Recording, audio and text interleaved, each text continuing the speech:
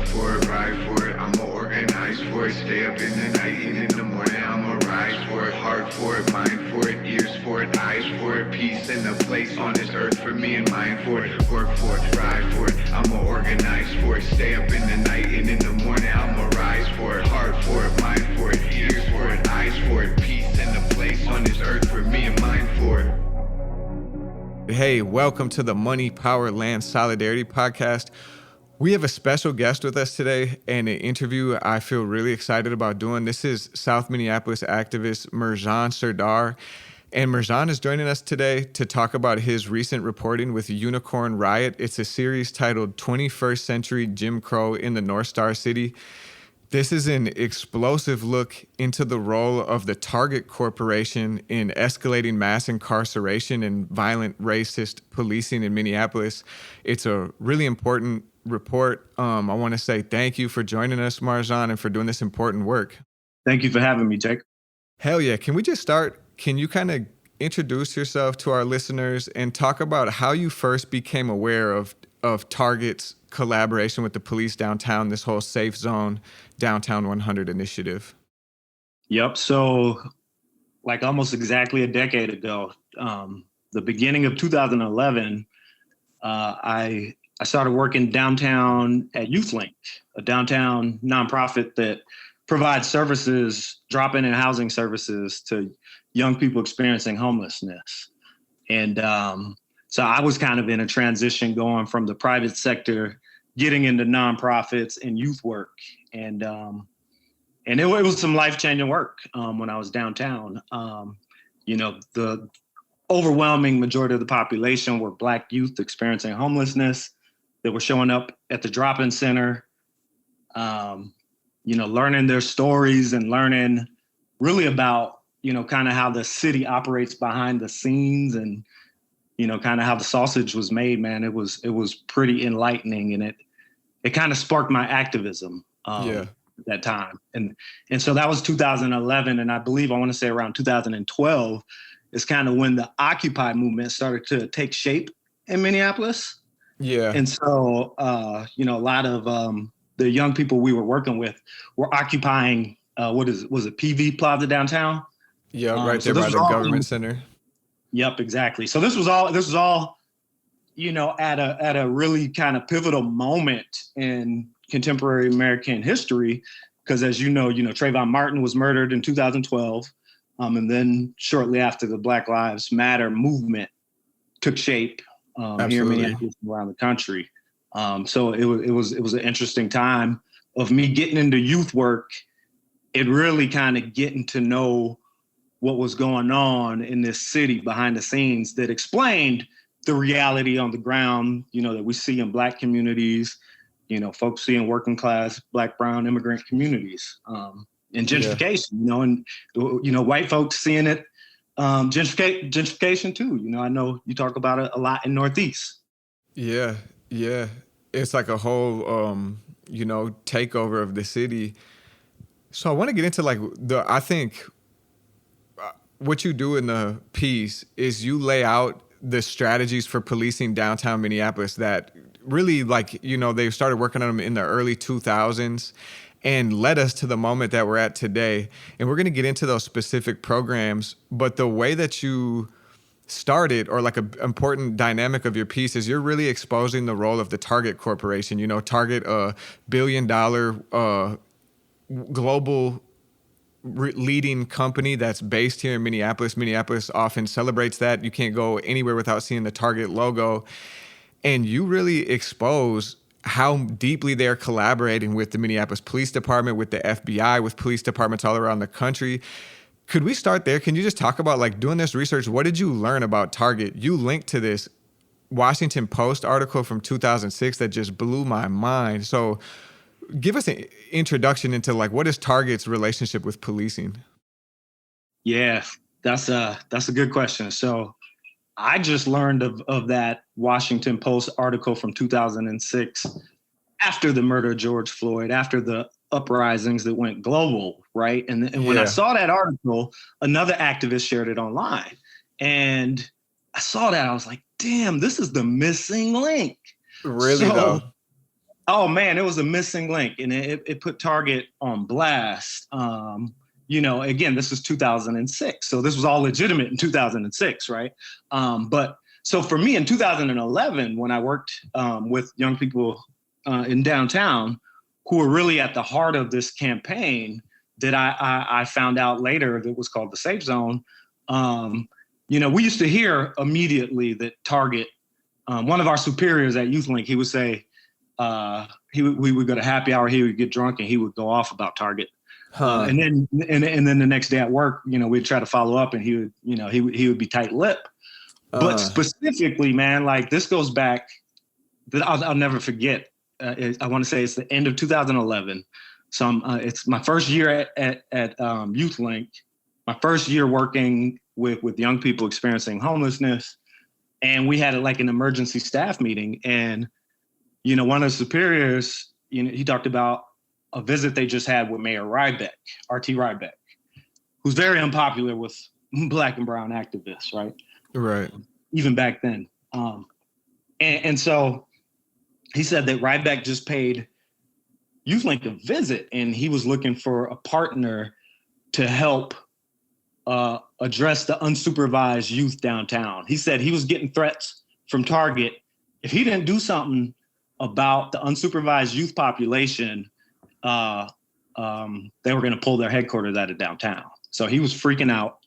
And basically, he was coming to YouthLink asking if we can leverage our relationships and our skills as youth workers to convince the young people basically to leave downtown. And right.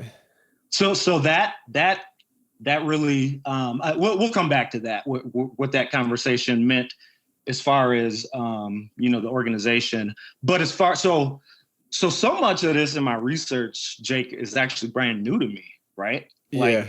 I knew Target was implicated, and I knew like they were running the show downtown. I mean, who doesn't, right? Target, right. Target Field, everything's named after Target, but I didn't really know how. Right.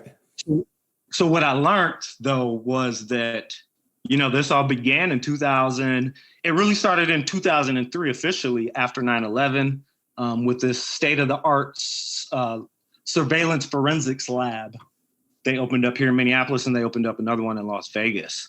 And I think it was the CEO at the time claimed, after 9/11, he wanted to help fight terrorism, blah, blah, blah. But he also, the same guy said in 95, when Minneapolis was Murderapolis, he felt the duty to do something then. So, you know what I mean? Right. Like, it's clearly he's looking for profit opportunities, right? Certainly, yeah. You pointed to that a couple of times in the piece, that they mark September 11th as a turning point, and a lot of people do, as far as like that was a windfall for the security sector and for the police state in general. A lot of things became more possible after that, but they were pursuing these policies of like hyper policing downtown Minneapolis even before that. It's just that like September 11th gave them like the little spark that they needed to really go in.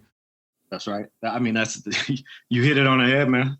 And so what came out of that was the Safe Zone surveillance camera system, which was supposedly a corporate donation from Target to the city, and that launched officially in 2004. And now I say supposedly because originally the cost was estimated at $300,000. Target was going to cover it, but it ended up costing almost $2 million. Target covered half of it. And it's unclear to me who covered the other half. Was it taxpayers? I know the corporate downtown community through the downtown council fundraised to pay Target back some of the startup costs. But that was kind of this official public-private partnership between Target, the city, the county, and law enforcement. Right. And they basically chose a specific area of downtown Minneapolis and absolutely covered it with the most high-tech security cameras available, which Target was leading the way of. That's what I learned in your reporting, is that Target had more high-tech surveillance technology than the state did, and they were offering it to the police and pushing the police to use it aggressively. So all of a sudden they linked all this whole area downtown with security cameras, and created, like you said, a public-private partnership between the security guards downtown, the people who work in the buildings, and the police, and just basically created a list of young black people and said, these people are not allowed in this area, and just harassed them and abused them and incarcerated them in an effort to clear out downtown. That's what this Safe Zone initiative was. Yep, absolutely. And, you know, to kind of bring that kind of full circle, you know, that whole model, you know, broken windows policing model expanded throughout the city, right? We felt it in all communities, specifically, you know, my activism here on the South Side, East 38th Street community, where George Floyd was murdered, right? Over a small retail crime, right? Yes. Yes. You know what I'm saying? So it's like, this is the results of a city and a county allowing a massive corporation to set the parameters of law enforcement and prosecution. And prosecution. That's so important. I want to get back to that too. There's so many points I want to come back to. But I think something that's really powerful that you stressed throughout your reporting and is this idea of public-private partnership. And a word that got thrown out a lot during Trump's presidency was fascism, right? And that's a serious word. But to my understanding, like the real core of fascism is a union between the corporate capitalist class and the military police state in order to govern. And that's exactly what was happening downtown. You know, you have a billion-dollar corporation that's collaborating with the police, giving the police money and resources, and governing who gets to be where in downtown Minneapolis. I wanted to read something real quick just to give people a sense. I'm quoting from this Washington Post article that was released in 2006 that you linked to in your report. Besides running its forensics lab in Minneapolis, Target has helped coordinate national undercover investigations and worked with customs agencies on ways to make sure imported cargo is coming from reputable sources or hasn't been tampered with. Target has contributed money for prosecutor positions to combat repeat criminals, provided local police with remote-controlled video surveillance systems, and linked police and business radio systems to beef up neighborhood foot patrols in parts of several major cities. It has given management training to FBI and police leaders and has linked city, county, and state databases to keep track of repeat offenders. That is mind-blowing. And one other quote I just want to add in that same piece, where I think it's the CEO, he says, in many ways, Target is really a high-tech company masquerading around as a retailer. That stood out to me too. That really stood out to me, that they're really, you know, they put up the image that Target's the nice place to go shop when they're really bread and butter and where they're executing their power is in this surveillance technology. And their logo's a bullseye, right? Like, that's not by coincidence. Not at all. And it's like, really, to me, one of the things I got reading this was like, wow, if only all their stores could be looted and burned. Like, the harm that they've caused people is just, it doesn't even match what happened that weekend, you know? Nothing close to it. I mean, 100%, man. And this is what I'm covering in my column for the Uptake, my next column, just about, I mean, you talk about that cost, but you know, something that white supremacy could understand is the financial costs, right? Like, let's talk about these massive settlements, police settlements, on top of the destruction and having to rebuild, right? Like now it's clear to everybody, equity is a hell of a lot cheaper than having a rebellion, having the city burn and having to rebuild. Yeah, absolutely. I wanted to just share a couple more quotes from this piece so we can establish kind of like the overall mentality and actions of Target Corporation. And then I want to come back in and parse through the details of Minneapolis a bit. This article, again, I'm quoting, it says, Target began helping law enforcement on cases that had nothing to do with its business. It wasn't long before Target was analyzing criminal evidence for the police, the FBI, the Bureau of Alcohol, Tobacco, and Firearms. Target forensics investigators spend 45% of their time offering pro bono assistance to law enforcement. Target declined to say how many cases that involves per year. So we're not just talking about the way they are, you know, policing their stores and the downtown neighborhoods around the real estate that they owned. They're training and serving the police state across the country and in cases that have nothing to do with them. It's incredible overreach. It's just, I didn't know. I knew that they were bad. I know that the capitalist class, like that the police work for them and they work with the police. But this really got more specific than I knew about. That's right. And, the specific case of arson in Houston is cited. I believe it's cited in that same article, where Target was one of the main Target's forensic specialist was one of the expert witnesses in a case in Houston, right? So I'm imagining this is somebody who works here at their forensics control center, who's testifying that in a case that sent juveniles away to prison, right? And so I tried to look into details of that case. I mean, I can only assume they're Black or Latino kids. I couldn't confirm that, but my immediate question is, what are their story? Whether they actually did it or not is not even the purpose to me. To me, there's this clear pattern of Target of campaigning that ends up locking up Black children. Absolutely. And so there's that case. And I just want to say, so they named that case, I think it's 2004, right? When that happened. In that Washington Post article, Jake, they don't name facial recognition technology, FRT, but they were certainly using it, right? And loosely, FRT is kind of broadly defined, right? There's not one specific piece of technology, but they were using this technology. To me, it almost seems as far back as 2003 when they opened up their forensics labs here in Vegas. And there's a local case in Seward, maybe we'll talk about in a minute, or I hope we could talk about it in a minute, about Magdi Hassan Ali, a 15-year-old Somali kid who was sent to prison for triple homicide. And they used facial recognition. Target assisted the investigation and used facial recognition technology to get that conviction, right? Yep. So that's a decade ago. And again, I remember that. And so as I'm reading the archives from a decade ago, they're not using the term facial recognition technology, but certainly, I mean, what do you call it? It could, the evidence that was named in that case was clothing, right? And obviously, again, it's FRT is right now, it's pretty broadly defined, but and it's a term, I mean, I have not been following this stuff. It's all really, really new to me, but it's a term that also seems pretty new. Yeah. And that's another dynamic that you come back to in your reporting. There's the obvious corporate overreach when you have downtown capitalists deciding who gets to be where, really slapping people with criminal records that are going to make their lives difficult for their entire lives.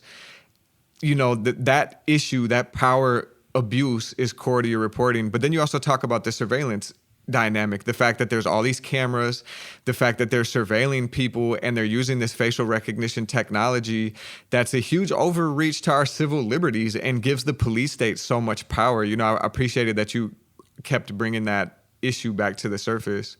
Yep. And I think in part 4, my next piece, I'm gonna provide another example. So like one of the case managers that used to work in the Downtown 100 program, which is, that's this official partnership when YouthLink and St. Stephen's, 2 organizations that provide services for homeless, vulnerable populations, partnered with the Downtown Improvement District, law enforcement, city, county, and the Downtown 100 program, right? Which was essentially a list. I don't think it was ever 100 though. It was really 50. They only had funding for 50, but it was essentially a criminal registry, right? And I'm sorry, what were you just saying? No. This is a good transition, because what I want to do now is, we kind of set the scene as far as letting people know what Target Corporation was actually up to all around the country, pushing the police state that we're living through right now, really built it up throughout the 2000s. Let's talk about Minneapolis. Can you introduced it to us once, but what was the safe zone that Target launched, this camera program? How did it turn into the Safe City initiative and the Downtown 100? Kind of just walk us through the contours of how it played out in Minneapolis. Right. Okay. And actually, I'm gonna start backwards. So, Okay. so my colleague who was the case manager for the Downtown 100 program around 2013. That's when YouthLink joined this partnership, this public-private partnership. So she would meet with young people who were on the Downtown 100 list. Her job was to go to these meetings with probation officers, police officers, prosecutors, and she would also go to court and advocate on behalf of her clients. And so when she started meeting with them, they began using this policy called geographical restrictions. So they would basically, it's just a big trespass, right? They would essentially trespass these young people from being in the whole safe zone, pretty much, which is where they, YouthLink is in the safe zone. That's where they get services. That's where the homeless shelters are. Yeah. And that's where some of them hustle. And make money because they can't get jobs from Target, right? Right. But this colleague at the time, she recalled, when the young people she worked with would violate that policy, the geo restriction, they would get caught immediately while they're downtown in the safe zone. They couldn't figure it out. They couldn't figure out how. Then they realized, it's because of the cameras. To this day, I'm talking about, this was 2013, right? To this day, up until my part 3 just dropped last week, the staff who was working within that program had no idea about the safe zone surveillance camera system. They knew, we all heard the term safe zone, right? We all knew there was some cameras. Everybody knows that. Yeah. But none of us knew. So even these people working right there, within the heart, within the inner circle of this program, like that's how massive of a cover up, this was. So really though, and you're talking about they're monitoring cameras real time with so much camera coverage and so much coordination that one of these young people who was trespassed from downtown just for being the wrong person, a lot of these people, like you said, they were the people who had the most contact with the police, but not arrest. So it's really the people who the police harassed the most. They'd get put on this list. And then if they even stepped foot in this geographic area, the cameras would pick them up and they would be bounced right there. Another contact with the police where they could possibly get killed or they're possibly going to catch a charge. And they couldn't have done nothing but just walking to Hennepin Avenue, going to catch the bus. Cameras are catching them and they're being bounced out like that. A literal, like you said, a criminal registry. It's insane. And here's the twist about everything you just said. So this is a piece I'm still investigating, but we know Rich Stanek, former Hennepin County Sheriff. Big time Trump supporter. Big time Trump supporter, top Republican. He's from Northeast Minneapolis, and even my friend's mom knew him from Edison. Would say, like, we knew that dude was like a sadistic, violent person even back in the day. He's got such a brutal record. He went through just to give listeners the context, he was Bob Kroll kind of before Bob Kroll, who has like documented cases of police brutality, big high profile case where he used the N-word. Like Rich Stanek is a racist, fascist piece of shit. Yep. And he's changed a lot of policy. He used to be a state legislature too. So he helped create a lot of this policing policies, like get rid of the mandated requirement of living in the city, right? He pushed to get rid of it. The Stanek law. Yeah, no. So Stanek though, when he was sheriff, just in the past decade or so, he purchased FRT software. So what I have not concluded yet is how they were using it in the safe zone. Wow. But one can only imagine. They of course they were. The sheriff department, Minneapolis Police, Metro Transit, and the Park Police all had this partnership through the Safe Zone Collaborative. So, and there's this fusion center that's located in the first precinct, but they claim it's public, right? Like anybody from the public supposedly could go in there and look at the cameras. But we know that's not really the case. So I'm wondering, are they using FRT down there at the Fusion Center, or are they just using it behind the scenes? We know they've been using it, online through Facebook and Twitter and Instagram. So that's another lead that still needs to be thoroughly investigated. Yeah, we'll have to keep following up on that with you, because it's the other thing that I learned reading your report is that the current there was, I don't know, you could enlighten us. I don't know if the city council took a vote yet or not, but a lot of places around the country are having this debate about facial recognition technology and trying to get it banned but it's a soft ban because what's being proposed is not a ban by private companies using it. And what I learned reading this article is that Target has one of the most high-tech forensics labs, which includes this technology, anywhere across the country, right there downtown in their own headquarters. And they got the police one. So it's an issue. We need to get really serious about what a ban means. It can't be no soft bullshit. Like, that's a huge violation of our rights and, like, gives them way too much power. That's right. Yeah, Target is the one who was training law enforcement around the world on this stuff. Exactly. Target leading the way.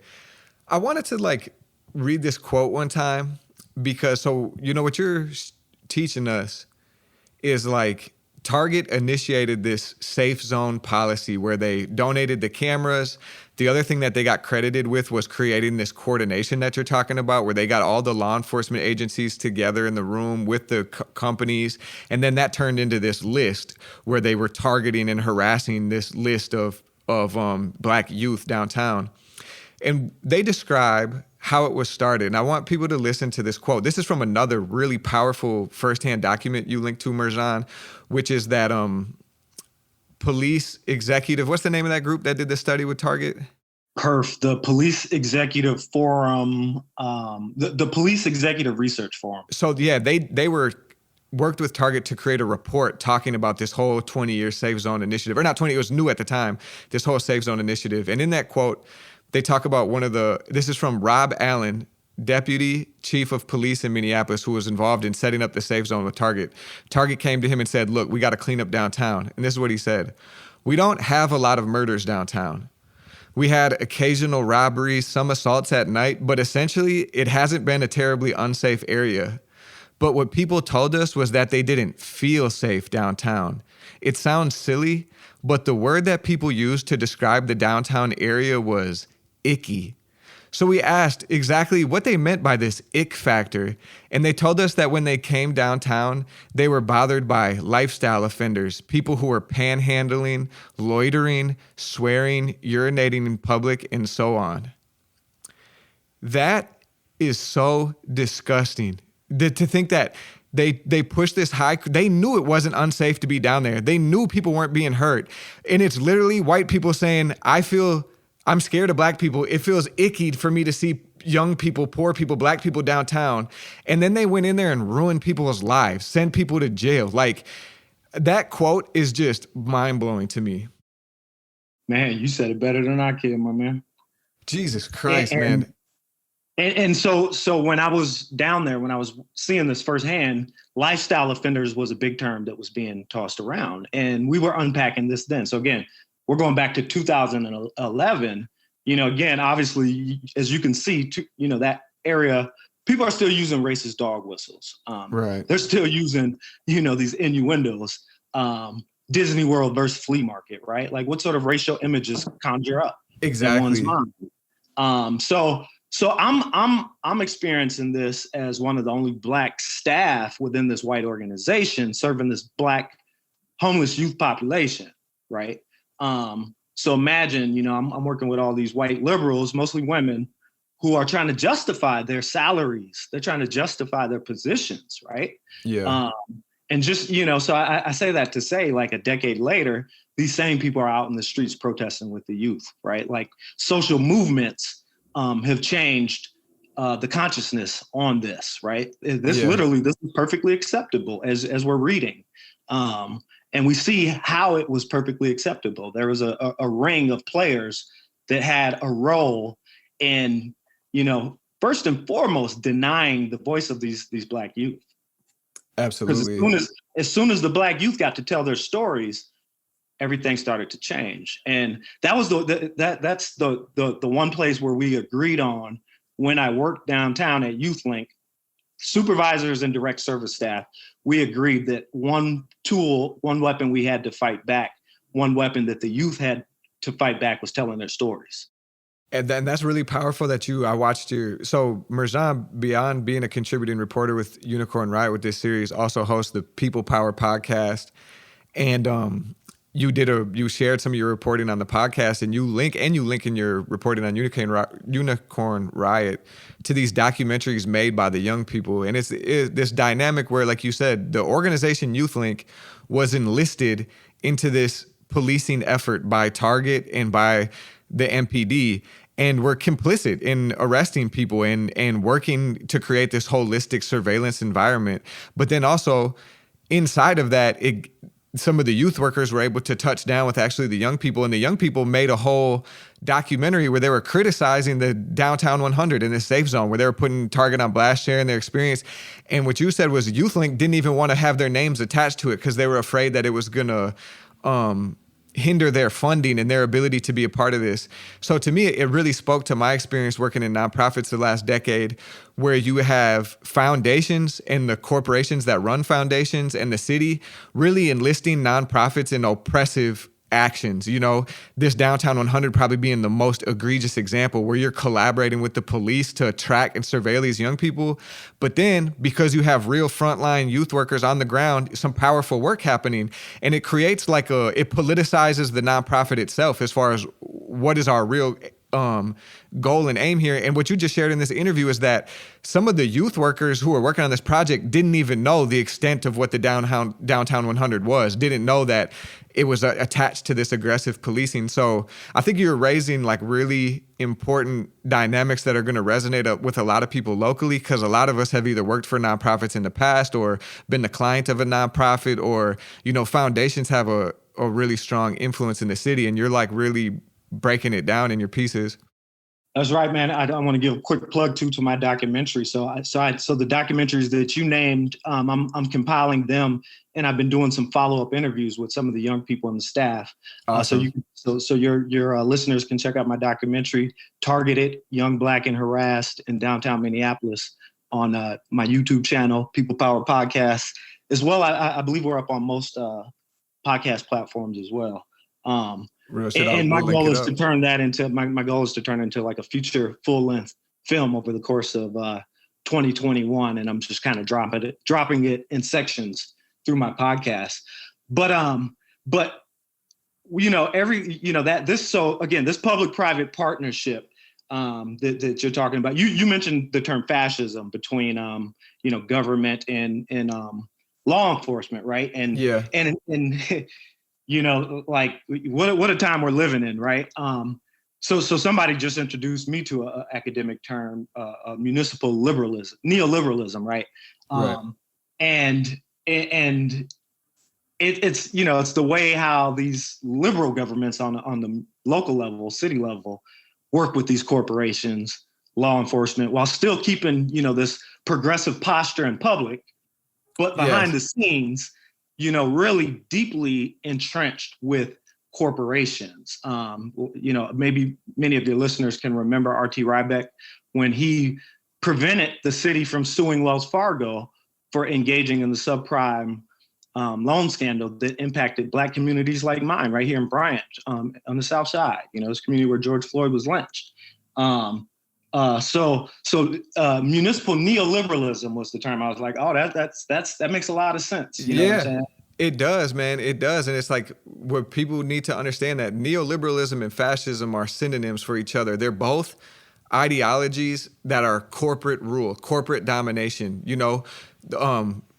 don't tax the corporations. We give the corporations power to police, power to dictate what's taught. I was reading your report and thinking about, at this same time, early 2010s, I was working at a middle school in South Minneapolis that was like mostly Black and Native kids. And Target donated a new library, and they literally made the school teachers dress up as Target employees on the day that the library opened. And the library had all Bullseyes all throughout this public school library.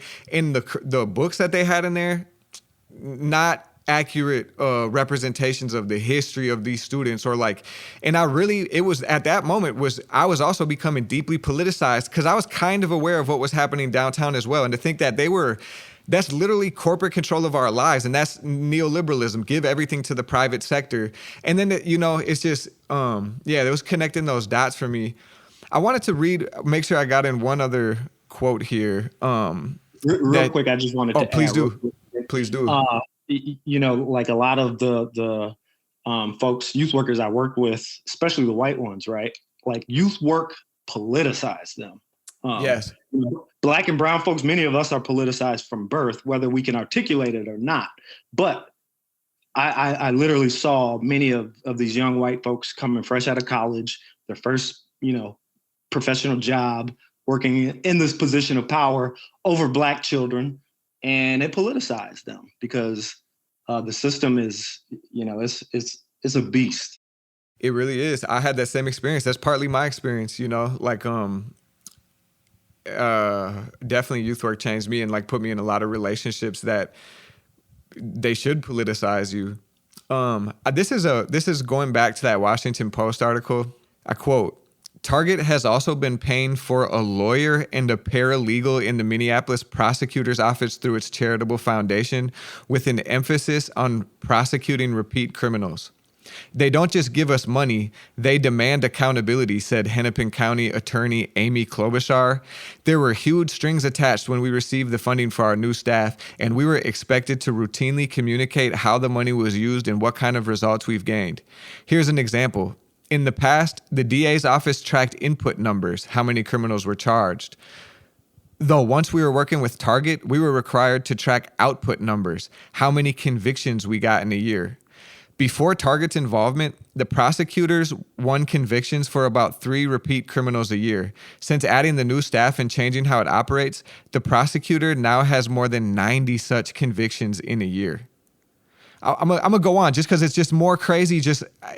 Target's latest ventures include building a forensics lab for the Minnesota Bureau of Criminal Apprehension, including FBI and other agency officials in their corporate leadership programs, and providing various agencies with sting trailers, trucks filled with electronics and other merchandise to lure criminals. Whoo! Man. And 2 names come to mind, Myron Burrell, Magdi Hassan Ali.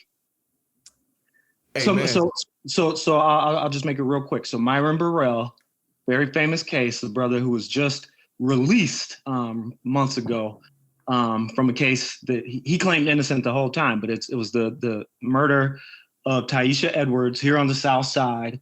Amy Klobuchar locked him up. He was a juvenile, and he was put away as an adult. Activists have rallied, said there was a miscarriage of justice. He's recently been freed, but he's not yet been exonerated. Amy Klobuchar and the powers that be have not been held accountable. Absolutely.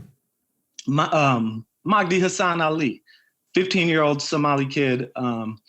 He was locked up as an adult with 2 other kids who I believe were also of Somali background, who admitted to the murder. They were brothers, and they implicated Ali as well. He claimed he never did it. He said that there was surveillance video of him at a hospital at the time that could have exonerated him. Interesting, Myron Burrell said the same thing. There was surveillance video of him at Cup Foods where George Floyd was murdered that could have exonerated him. And now, from my research, learning how massive and deep the corporate surveillance systems were, it's such a miscarriage of injustice. And Ali, I recently communicated with Cam Gordon, who is the council member who represents the ward where this triple homicide happened. I told him, I said, man, you need to look into this case. You have a duty to look into this case. And one way or another, it needs to be proven beyond a doubt whether he's guilty or innocent. And I'm not even saying he's innocent. I have not combed through his case far enough to come to that conclusion. But from a cursory look, there was clearly a miscarriage of justice on the evidence that was presented by Target Corporation of, a pattern on his genes. And then the police raided his home, found the jeans with the pattern on it. And then they had the word of these other 2 kids, who were brothers. So dirty tactics, man. And so I say that to say, I know from firsthand experience working with these Black kids on the Downtown 100 program that they weren't criminals. They were criminalized. They were being set up to take the fall, for a system, in 2011, 2010, when the Downtown 100 officially started, up until 2013, when YouthLink became a partner. Minneapolis, like all of America, was experiencing a deep recession. Yeah. Right. So Black kids, these homeless populations, Black, Native, young people, and elderly folks. Right. You see the spectrum downtown. They became the easy scapegoat. Yeah. So that people didn't feel icky. Exactly. And these people needed city leaders as advocates, as whistleblowers. Exactly. Instead, they were traps, man. Like they kept this information a secret. They absolutely did. That's one thing that struck me is there's a quote from the Target official who was like most aggressively involved with all these programs. And he was saying that they measured success by how they could detach Target's brand and name from the program. And they were able to do that, where now it basically, this Safe Zone initiative merged into, now it's the Downtown Improvement District, and it has a whole different name, and people didn't even know that it's this surveillance program that was completely facilitated and funded by Target. Target donated the salary of the executive director of that organization for its first year to get it off the jump. Like, it was a really slick maneuver. Mm-hmm. And Brad Brecky, the guy quoted saying, "This is successful when Target's name is removed from this program," is a former FBI agent, right? So, which he's not the only one. There's some other Homeland Security, FBI, former federal officials deep within the leadership of Target. Wow. You really see who runs things in Minnesota. Just like you said, Amy Klobuchar, the Rybeck, Hodges, and Fry administrations, and Target, since 2000, which is roughly when they started implementing the Safe Zone initiative, there's been 206 people killed by the MPD. Like you named those two folks. I also think about Fong Lee. I think about Terence Franklin, Jamar Clark. That's just 3 out of the 206. Terence Franklin, man, I want to say Terence Franklin again, man. When I was working downtown with these youth, I worked with a young lady. She was best friends with Terence Franklin. Yes, it devastated this community. It really did. I also knew people who loved Terence Franklin. And so I want to state clearly that those are the police departments that Target was funding to the tilt, was working with, was collaborating, was celebrating. Target is not some liberal institution. They literally were supporting and encouraging and cheerleading this murderous police department, the MPD. It's not Bob Kroll's police department, it's Target's police department. You know what I'm saying? And those are just the people who were murdered. I'm thinking about all the young Black and brown people and poor people I know in this city who caught petty cases downtown and are still on papers, still can't get an apartment, still can't get a job. Target owes big time reparations and big time accountability. Like you said, you stated clearly, this is human rights violations of a high order. Like, this should be on the front page of every single paper. Man, I agree, man. And I'm hoping your podcast will help, pick this coverage up. Yeah, man, you said it. Yeah. Hey, bro, I think this may be a good place then can you let people know where can they check you out? Where can they check out your reporting? Where can they check out your podcast? And how can they tap in for part 4? Most definitely. So you could check out this report, 21st Century Jim Crow in the North Star City. It's on unicornriot.ninja. Part 4 should be dropping in a couple weeks. I'll be doing a follow-up podcast within the next week or so. Check me out. You could catch my video podcast on YouTube. It's People Power Podcast. Please subscribe. I'm on Twitter, People Power Pod 1. So I'm in the process of making a documentary film. I'm in the process of wrapping up this report. I've been talking with some other investigators, journalists, who are interested in this and bringing this to a national audience, bigger than Unicorn Riot. Oh, and also I'm a columnist for The Uptake as well. So one last thing I just want to leave too is I think I mentioned it at the beginning, but I just kind of want to close with it too. So my next column for The Uptake, I'm going to be talking about the financial costs of the 21st century Jim Crow. And, I just read on the city's website, we taxpayers paid out $70 million since the Safe City initiative began in 2006. That is the increased foot patrol between the sheriff, MPD, Metro Transit, Park Police in downtown since 2006. Say that number again. From 2006 to today, since this $27 million settlement that was awarded to the Floyd family, you know, God bless them. I'm very happy that they got a settlement. I think they should have got a lot more, honestly. But taxpayers have paid $70 million in police settlements since the Safe City Partnership began in 2006. Target should pay back every cent of that. My question for Jacob Fry, my question for Jacob Fry, my question for Betsy Hodges, my question for R.T. Rybeck, former mayors, was the partnership with Target more profitable than $70 million? That's just in settlements. That's not including all these other costs, right? So I want to leave your listeners with that question, man. And also, lastly, I want to give a quick shout out to Eli Darris with the ACLU. You know, he's a formerly incarcerated brother himself. I believe he was a juvenile when he was locked up, and you know, he worked to free himself. Now he's putting in the work, trying to overturn some of these wrongful convictions. So I reached out to Eli. If you listen to my brother, I'm waiting on you to follow up, man. We got an amazing, I believe, a slam dunk, you know, case. And we need support of the ACLU. We need the NAACP. Leslie Redmond, if you're listening, a young, sharp sister, you know, recently finished law school. I reached out to her as well. I need some follow-ups. We got, you know, a growing list of young people.